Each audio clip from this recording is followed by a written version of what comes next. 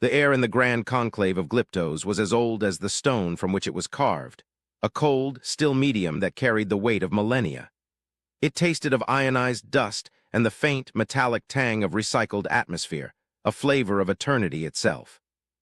Suspended in the cavernous heart of a hollowed-out moon, the chamber was a perfect sphere, its walls a seamless mosaic of obsidian veined with filaments of light that pulsed in a slow, cardiac rhythm, echoing the life support systems that had sustained the Glypt civilization since the stars were young.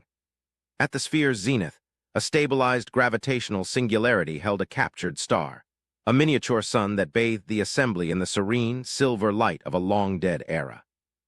Below it, concentric rings of polished diorite platforms floated in silent, geometric precision, each occupied by a single Glypt elder, their forms cloaked in robes of woven spacetime, their ancient minds linked in a silent communion of thought and memory. Grand Elder Thrax, his own platform at the apex of the central ring, felt the chill of the chamber not in his crystalline body, but in the core of his consciousness. For 10,000 of their cycles, he had presided over this conclave, had guided his people through ages of peace and contemplation. Now, a dissonant chord had struck the great, silent symphony of the galaxy, a note of such profound and terrifying ambiguity that it threatened to shatter everything. The source of this dissonance was a single, solitary object that had breached the concordat boundary 3 rotations prior, moving with a velocity that was both audacious and unnervingly placid. It was a starship, yet it was unlike any vessel the Glypt, or any of the 100 species under their diplomatic purview, had ever conceived. It was human. The name they gave themselves was as soft and ephemeral as their biology. They were a young species, barely a flicker in the long night of galactic history, a race of warm-blooded bipeds from a high-gravity world in an unremarkable spiral arm. Their expansion had been hesitant, almost apologetic. They established outposts on lifeless moons, built orbital habitats in unclaimed systems, and communicated only when protocol demanded it. They were deemed harmless, a minor curiosity whose primitive chemical rockets and crude fission drives were objects of academic, almost anthropological, interest. They were dismissed as a species destined for a brief, bright existence before succumbing to the great filters that had claimed so many others. But this ship was a refutation of all their assumptions. The conclave's silent discourse was now a storm of agitated thought, the serene light filaments in the walls flickering with the intensity of their collective anxiety. Praetor Vorlag, his platform glowing with the aggressive crimson hue of the warrior caste, projected his thoughts with the force of a physical blow. It is a warship. Its mass signature alone confirms it. The energy readings are unprecedented. They have hidden their true strength, feigning weakness while forging a weapon of immense power. It is the classic deception of a young, ambitious race seeking to supplant its elders. Thrax let the Praetor's assertion wash over him, its sharp edges blunted by his own centuries of measured consideration. He focused his senses on the main holographic display that shimmered in the center of the sphere, a perfect, three-dimensional representation of the intruder. The human vessel, which they called the Vanguard Asterisk, was a colossus, its scale dwarfing even the most formidable Glypt dreadnoughts. Yet its design was a paradox. It was a smooth, featureless monolith of absolute black, a shape that seemed to drink the light around it. There were no visible weapon emplacements, no shield emitters, no engine ports emitting the expected torrent of high-energy plasma. It moved through the void in absolute silence, propelled by a drive that left no detectable signature, a ghost of impossible mass gliding through the cosmos. It did not bristle with threat. It radiated a profound and unsettling absence. Absence of what, Praetor? Thrax projected, his own thoughts calm and resonant, a deep tone against Vorlag's sharp staccato. It lacks every known attribute of a military vessel. It has not hailed us. It has not powered its weapon systems, for we cannot detect any. It follows a precise, predictable trajectory toward the galactic core. It is an enigma, not an invader. An enigma is a threat unanswered, Vorlag countered, his platform drifting slightly forward, a gesture of challenge. The Cathar Dominion will not see it as an enigma. They will see it as a Glypt provocation or a new piece on the board to be captured. They are massing their fleets along the umbral marches as we deliberate. They believe this human vessel is our secret ally, a trump card we have kept hidden. Your inaction invites war, Grand Elder. We must destroy the vessel before Cathar use it as a pretext to launch their final assault. The name of the Cathar Dominion sent a fresh wave of disquiet through the conclave. The Cathar were the galaxy's other great power, a coalition of predatory species bound by an ideology of perpetual conquest. They were the antithesis of the Glypt, young, violent, and utterly convinced of their own manifest destiny. For centuries, a Cold War had raged between the two powers, a delicate balance of terror maintained by fleets of world-breaking warships and the mutually assured destruction they promised. The arrival of the Asterisk Vanguard had placed a finger on that delicate scale, and every elder in the chamber could feel it beginning to tip. An elder from the Lorekeeper caste, her platform glowing a soft, scholarly blue, interjected. Our archives contain little on humanity. Their philosophical transmissions, which we have passively monitored, speak of concepts alien to the galactic standard. They speak of symphony in mathematics, of elegance in physics. They do not speak of glory, of dominance, of destiny. Their expansion has been one of observation, not acquisition. To assume this vessel is a weapon is to project our own history of violence onto them. Perhaps its purpose is something else entirely, a scientific instrument of that mass. A vessel of peace that size? Vorlag scoffed, the thought sharp with derision. That is the logic of a child. Power is power. It is forged for a purpose, and in this galaxy there is only one purpose for such power, to impose one's will upon others. The humans have forged a hammer and they are now looking for a nail, or perhaps they intend to shatter the anvil upon which this galaxy was built. Thrax extended a part of his consciousness toward the deep space sensor arrays, personally filtering the raw data flowing from the Concordat boundary. The Vanguard was still there, a perfect void against the tapestry of stars. The energy readings were the most perplexing part. The ship radiated almost nothing, a near-perfect thermodynamic equilibrium with the background temperature of space. And yet the gravity distortions around its hull were immense, suggesting a power source of staggering density, something that bent spacetime to its will not through brute force, but with a quiet, persistent pressure. It was like watching a mountain move without a sound, without disturbing a single stone on its slopes. It was a violation of known physics, or perhaps an expression of a physics they had yet to comprehend. He remembered the first and only direct contact with a human, a diplomatic attaché at an interspecies symposium decades ago. The man had been an unassuming creature of flesh and fluid, his lifespan a mere blink to a Glypt. But Thrax recalled the human's eyes. They were not the eyes of a conqueror, nor of a supplicant. They were filled with a deep, almost sorrowful curiosity. When the Cathar ambassador had boasted of his people's mighty fleets, the human had simply nodded and said, in a quiet voice that was nearly lost in the grand hall, "The universe is already full of things that destroy. We thought it might be time to build something that preserves." The statement had been dismissed as naive poetry at the time. Now, Thrax wondered if it had been a declaration of intent. "The Cathar will not wait for our contemplation to conclude," Vorlag pressed, his impatience a palpable force. Their grand armada advances. They demand we either declare this human vessel as hostile and join them in its destruction, or be declared collaborators. We have one cycle to decide. One cycle before the fire consumes us all.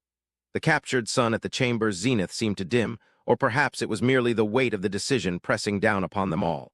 To attack the Asterisk Vanguard was to initiate a war with a species of unknown and potentially unimaginable capability. It was an act of aggression based on fear and assumption, a betrayal of the Glypt's most cherished principles of reason and evidence-based action. But to refuse the Cathar's ultimatum was to trigger a galactic war that would immolate trillions of lives, a conflict that had been simmering for 1,000 years and was now about to boil over. The human ship had, by its mere existence, become the catalyst for the end of an age. "We will not be goaded into barbarism by the Cathar, nor will we act out of fear of the unknown," Thrax finally projected, his voice carrying the authority of his station. "We will do what we have always done. We will seek to understand. Open a channel to the human vessel, all frequencies, all protocols, from the most ancient to the most modern. We will extend a request for communication. We will ask them a simple question." A hush fell over the conclave. To open a direct channel was a sign of respect, but also of vulnerability. It was an admission that they were facing something beyond their immediate comprehension. Praetor Vorlag's platform pulsed a furious red. "And what is this question, Grand Elder, that you believe will stay the tide of war?" Thrax turned his focus back to the silent, black monolith in the void. He felt the immense, quiet power it represented, a power that did not roar or threaten, but simply was asterisk. His question formed not from a place of strategy, but from a deep philosophical yearning, a need to know what kind of mind could create such an object. "We will ask them," Thrax projected, his thought echoing in the minds of every elder, what it is they hope to build. The communication was sent. A stream of universal welcome protocols, mathematical constants, and linguistic primers, a message of peaceful inquiry that radiated from the heart of the Glipt civilization. Then silence. For a long, agonizing portion of a cycle, the conclave waited. The Cathar fleets crept closer. The galaxy held its breath. The vanguard continued on its silent, implacable course, giving no sign that it had received or understood their plea. The pressure in the chamber became immense, a physical weight that seemed to compress the very space between the floating platforms. Vorlag's thoughts were a triumphant, bitter broadcast of "I told you so." They are arrogant. They ignore us. They are preparing to strike. And then a response came. It was not a grand declaration or a strategic counter-proposal. It was not a voice or a stream of data. It was a single, impossibly pure tone that resonated across all frequencies, a sound that seemed to vibrate not in the air, but in the fabric of spacetime itself. It was a note of such perfect harmony that it momentarily silenced the chaotic chatter of the cosmos. It was followed by a simple message, translated flawlessly into the highest form of Glipt symbolic language, appearing on their central display. The message contained no preamble, no titles, no threats. It was an invitation. "You have asked what we hope to build. Words are insufficient. We invite you to see for yourselves. A shuttle will be dispatched for your delegation. We await your arrival." The audacity of it was breathtaking. They were being invited aboard the very object of their terror, like a scholar invited into a library. Vorlag was apoplectic. A trap. "They mean to capture the leadership of the Glipt and decapitate our civilization in a single stroke. To accept is suicide." But Thrax saw it differently. It was a gesture of supreme confidence, but not of an aggressive nature. It was the confidence of a being who had nothing to hide, who believed that simple, direct observation would be more persuasive than any threat or promise. It was an act of profound, almost reckless transparency. In a galaxy built on layers of deception, strategy, and carefully guarded secrets, it was the most alien concept of all. "I will go," Thrax projected, the decision solidifying in his mind with the crystalline certainty of his own body. "I will lead the delegation." "Grand Elder, no." The protest came from a dozen minds at once, a chorus of alarm. "It is too great a risk." "The greater risk is to remain here in ignorance," Thrax countered, his platform beginning to glow with the pure white light of command. "The Cathar are coming. War is coming. This is the only path that does not lead to a preordained conclusion of fire and ruin. We fear what we do not understand. I intend to understand." He turned his focus to Vorlag, his thought now sharp and absolute. "Praetor, you will hold the fleet in defensive posture. You will not engage the Cathar unless they fire first. And you will not, under any circumstances, fire upon the human vessel. That is my final command." The Grand Elder's platform detached from the great ring and began its slow, majestic descent toward the hangar bays far below. As he left the heart of the conclave, he could feel the silent shock and fear of his people. He felt it too, a cold tremor in his ancient consciousness. But it was overshadowed by another feeling, one he had not experienced in millennia, a profound, burning curiosity. He was about to board the ship that had brought his galaxy to the brink of war, not to negotiate a surrender or issue an ultimatum, but to witness the answer to a simple question. It was a diplomatic mission unlike any in the history of his long life, and he knew, with a certainty that chilled him to his core, that whatever he found on that silent, black ship would change the future of the galaxy forever. The human shuttle was as paradoxical as its parent vessel. It was a small, sleek craft, also a matte black that detached from the asterisk Vanguard asterisk with no visible propulsion. It moved with an impossible grace, gliding toward the Glipt flagship like a drop of ink falling through water. As Thrax and his two chosen aides, a xenolinguist and a theoretical physicist, crossed the shimmering energy field of the hangar bay and entered the shuttle, the transition was seamless. The outer door irised shut without a sound, and the interior was bathed in a soft, indirect light that seemed to emanate from the very walls. There were no visible controls, no pilot, only 3 elegantly minimalist seats that molded themselves to the Glipt's crystalline forms. The journey across the void was brief and silent. There was no sensation of movement, no vibration, no G-force. One moment they were looking at the grand, spiraling form of the Glipt flagship. The next, the shuttle was docking with the asterisk Vanguard asterisk. The view screen, which was the entire forward canopy, showed the monolithic black hull rushing toward them.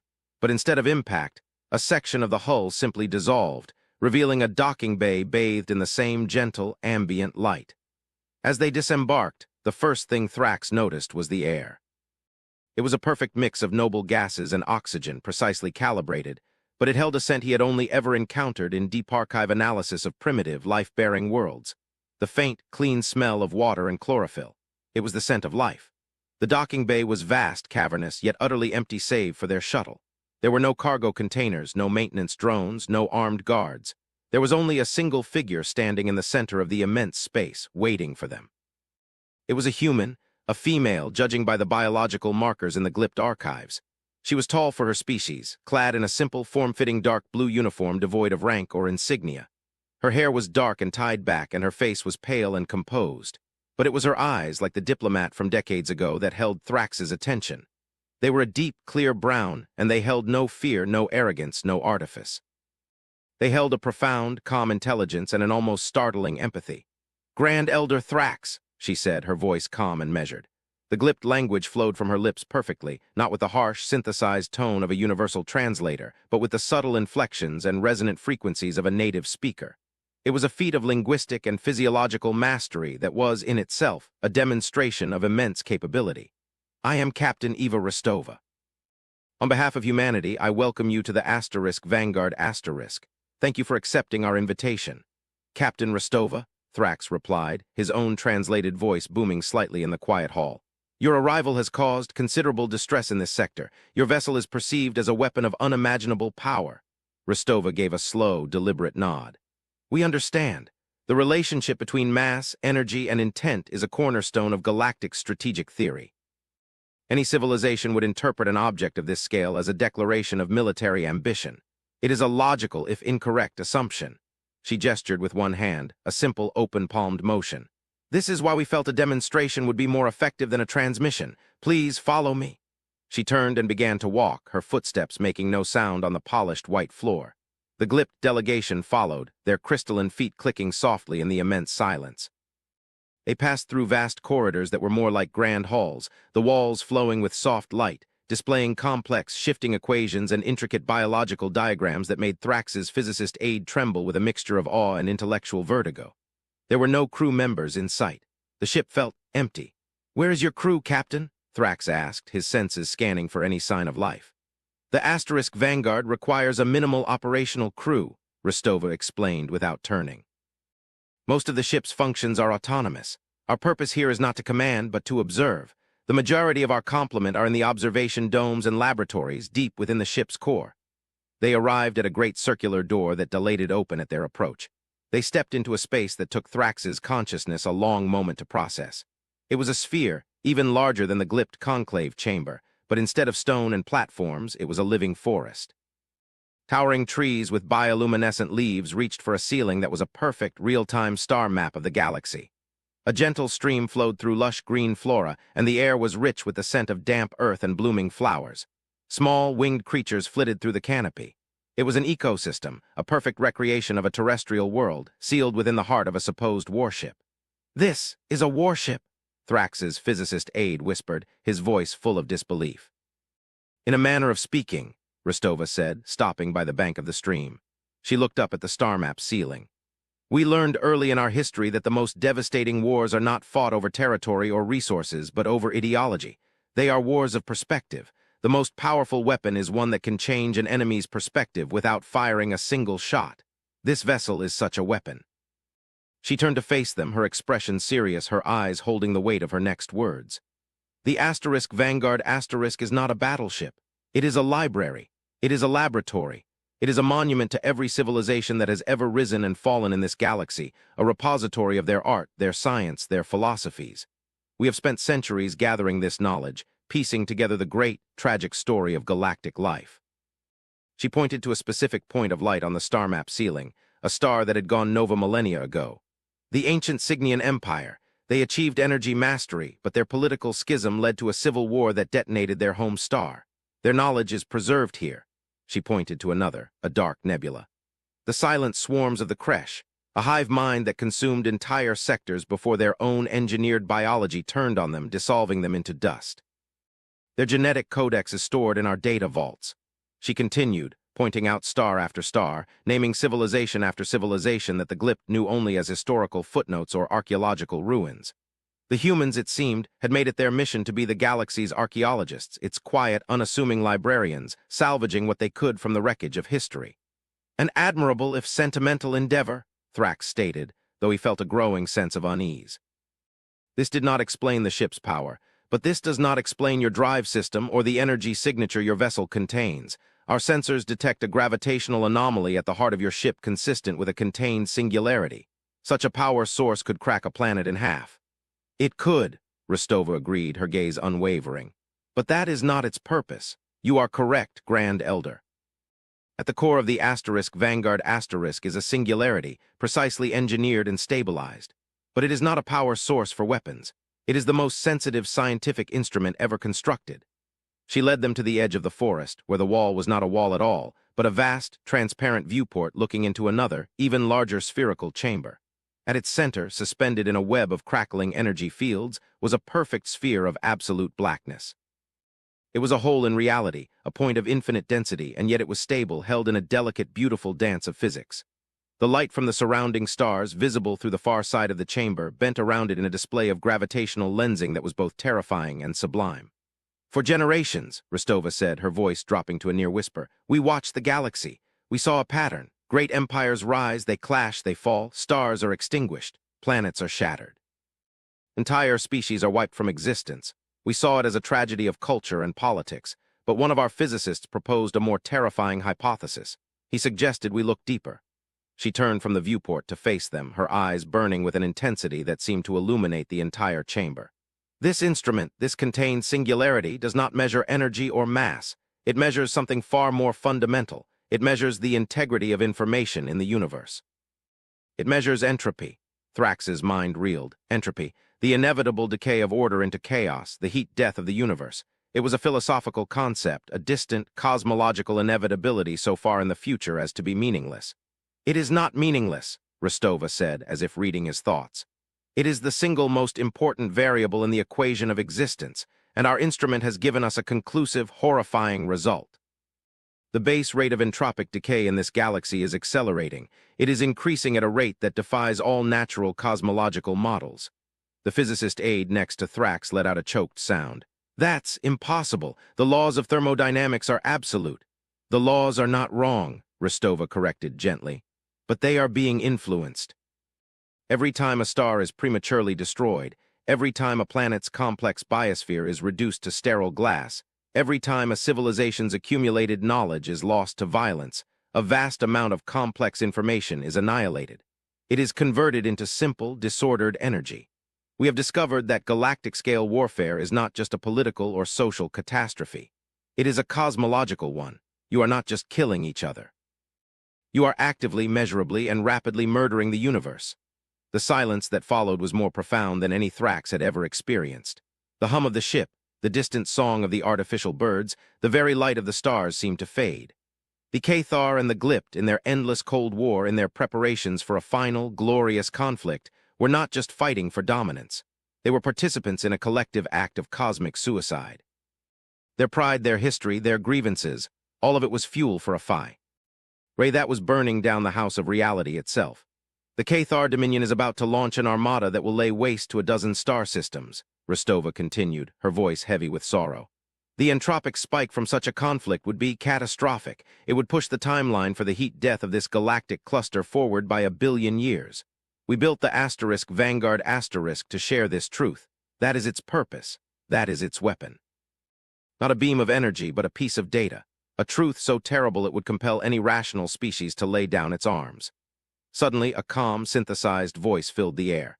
Captain, we are being hailed. The Cathar Dominion fleet has entered the system. They are demanding our immediate surrender. Praetor Vorlag's fears had been realized. The Cathar had arrived. Thrax felt a cold dread seize him. The humans' truth was profound, but the Cathar were not a species known for their rationality. Their culture was built on the glory of conquest. To be told that their entire way of life was a cosmic poison would not be received as a revelation. It would be received as the ultimate insult. Rostova's expression did not change. She remained perfectly calm. Open a channel to the Cathar flagship, and open a channel to the Glypt fleet. Patch them both into the main holographic display in this chamber. Let them see what we see. The air in front of them shimmered, and 2 massive holographic images appeared. On one side was the stern, ancient face of Praetor Vorlag, his expression a mask of controlled fury. On the other was the brutal, chitinous visage of the Cathar warlord, his mandibles clicking with impatience. Surrounding them were smaller views of their respective bridges, officers and warriors poised for battle. Fleets of warships, numbering in the thousands, hung in the void, a breath away from unleashing an apocalypse. "Human vessel," the Cathar warlord roared, his voice a guttural explosion of sound. "You have allied yourselves with the decadent Glypt. Surrender now, and we may grant you a swift end. Resist, and we will erase your memory from the stars." Before Vorlag could speak, Captain Rostova raised a hand. "Warlord, Praetor, we are not here to fight. We are here to deliver a message." "We are not interested in your messages, human," the warlord snarled. "We are interested in your silence." "I believe you will be interested in this one," Rostova said, her voice cutting through the aggression with quiet authority. "Our ship has been monitoring the state of the universe. We wish to share our findings." Without another word, she turned and gestured toward the singularity chamber. The viewport shimmered and transformed into a data display of unimaginable complexity. It was a four-dimensional graph showing the galactic entropy rate over time. A simple, horrifying line angled ever upward. Two new projected lines appeared. One, labeled Glypt Cathar Cold War, showed the current rate of acceleration. The other, labeled Projected Full-Scale Conflict, showed the line shooting up at an almost vertical angle, leading to a point of irreversible systemic decay. "This is what your war will accomplish," Rostova said, her voice echoing in the silent chamber and across the bridges of two opposing fleets. "It is not glory. It is not victory. It is a faster death for every star, every planet, and every living thing in this galaxy. You are not warriors fighting for a cause. You are children setting fire to your own home because you cannot agree on who should sit at the head of the table." The Cathar warlord stared at the display, his mandibles momentarily frozen. "Lies, human trickery, you seek to disarm us with fabricated data." "It is not fabricated," Rostova said. "It is a direct, empirical measurement. We can show you the methodology. We can give you the raw data. In fact, we can show you the effect in real time." She looked toward the ceiling. "Engage the primary instrument. Target the Cathar warlord's position. Full-spectrum entropic resonance imaging." The deep hum of the ship intensified. A beam of focused, multi-layered sensor data, not energy but pure information, lanced out from the Vanguard asterisk and enveloped the Cathar flagship. On the main display, a new window opened. It showed the Cathar warlord, but not as he was. It showed the quantum state of every particle in his body, the informational complexity of his neural pathways, the genetic integrity of his cells. And next to it, a simulation began to run. It showed what would happen if the entropic decay rate were to increase by the projected amount from the coming war. The warlord watched, mesmerized in horror, as the holographic image of himself began to subtly degrade. The elegant complexity of his genetic code frayed at the edges. The perfect firing of his synapses became marred by noise and static. The image of his future self became duller, less vibrant, his thoughts slower, his biological processes less efficient. It was not a depiction of death by violence, but a far more terrifying fate. A slow, inexorable slide into biological and intellectual mediocrity, a hollowing out of his very being. The projection then expanded, showing the same effect on his entire species over generations, their evolutionary advantages undone, their vitality sapped, their glorious destiny devolving into a slow, witless extinction in a dying cosmos. "This is your victory," Rostova said softly. "A galaxy of fading light and fading minds, a universe of ghosts. This is the prize for which you are about to sacrifice everything." The Cathar warlord was silent. The clicking of his mandibles had stopped. His multifaceted eyes were fixed on the terrifying, undeniable truth of his own projected decay. He looked at his bridge crew, and for the first time, Thrax saw not rage in his eyes, but a flicker of profound, existential dread. He had spent his life seeking glory, but the humans had just shown him that the ultimate outcome of his path was not glory, but universal irrelevance. Praetor Vorlag was equally stunned, his military mind struggling to process a conflict defined not by territory or ships, but by the fundamental laws of reality. The choice he had faced, to fight the humans or to fight the Cathar, was a fool's choice. The real enemy was not a fleet or a species. It was their own collective ignorance. A long, tense silence stretched across the system. The warships of two mighty empires hung motionless in the void, their weapons powered down, their crews staring at the data streams the Vanguard was now openly broadcasting to the entire sector. The human ship had not fired a weapon. It had not raised its shields. It had simply held up a mirror to the galaxy and forced it to look at its own self-inflicted wounds. Then something happened that Thrax would have considered impossible just one cycle ago. The Cathar warlord, the embodiment of conquest and violence, slowly raised a clawed hand. A command was given. Across the starfield, the weapon ports on his massive dreadnoughts began to close. The aggressive, blood-red energy fields that surrounded his fleet flickered and died. It was not a retreat. It was an act of surrender, not to the Glypt, not to the humans, but to an idea. On the other screen, Praetor Vorlag watched, his ancient face a mixture of disbelief and dawning comprehension. He looked at Thrax, then at Captain Rostova, and gave a slow, formal nod. The Glypt fleet followed suit, their own defensive fields dissolving into the blackness of space. The war was over. The war that had been destined to burn the galaxy had been extinguished by a single, undeniable truth. The warship that had made the entire galaxy surrender had done so without firing a shot. In the aftermath, the Grand Conclave was reconvened, but it was a different body. Cathar delegates were present for the first time in 1,000 years, their demeanor not conquered but sobered and contemplative. Humanity was given a seat of honor, not as a new power to be feared, but as a teacher to be respected. The old paradigm of conquest and defense was dead. The new galactic priority was clear, to understand the nature of the entropic acceleration and to find a way to reverse it. It was a new war, a war against the heat death of the universe itself, and for the first time, the galaxy was united against a common foe. Thrax stood with Captain Rostova in the observation dome of the Vanguard Asterisk, looking out at the spiral arm of the galaxy. The ship was now the heart of a new galactic alliance. Its sensors and data core the central node in a cooperative scientific effort of unprecedented scale. Fleets that had been designed to shatter worlds were now being retrofitted with sensors to map cosmic background radiation and hunt for anomalies. "Your people have given us a gift beyond measure, Captain," Thrax said, his voice filled with a reverence he had not felt in eons. "You have given us a purpose greater than ourselves." "It is a purpose we must all share," Rostova replied, her gaze fixed on the starfield. "But our work has just begun. The more we study the entropy, the more questions we uncover." As she spoke, a new alert chimed softly through the dome. A junior science officer, a young human with wide, excited eyes, appeared as a hologram before them. "Captain Grand Elder, you need to see this. The deep field arrays, now networked with the Glypt and Cathar sensor nets, they've finally resolved the anomaly we detected in the intergalactic void." On the main screen, an image appeared. It was a visualization of a signal, faint and impossibly ancient, that originated from a point millions of light years outside their own galaxy. It was not a natural phenomenon. The signal was structured, complex, and clearly artificial. It was a message.